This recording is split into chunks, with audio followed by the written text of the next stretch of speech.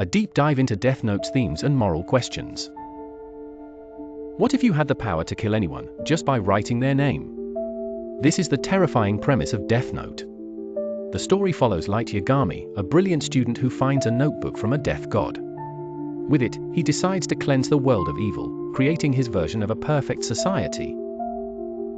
But in doing so, he drags us into an unsettling question: can perfect justice ever exist without becoming the ultimate evil? This moral quandary is at the very heart of the series, forcing us to confront our own beliefs about right and wrong. Light's crusade begins from a disturbingly relatable place. He's a genius, bored with a justice system that lets the wicked escape.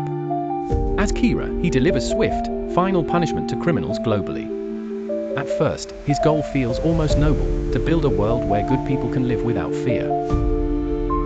But this is the story's first moral trap.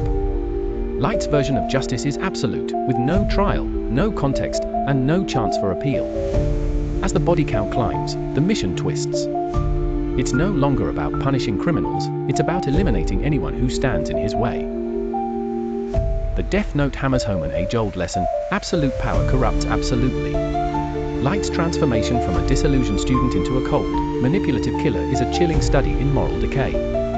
This godlike power to decide who lives and who dies utterly consumes him. He starts seeing people not as humans, but as pawns on his grand chessboard. He manipulates everyone, even his own family, just to protect his identity.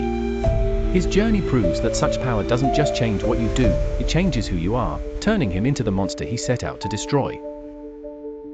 Death Note is a masterpiece because it demolishes any simple idea of good versus evil.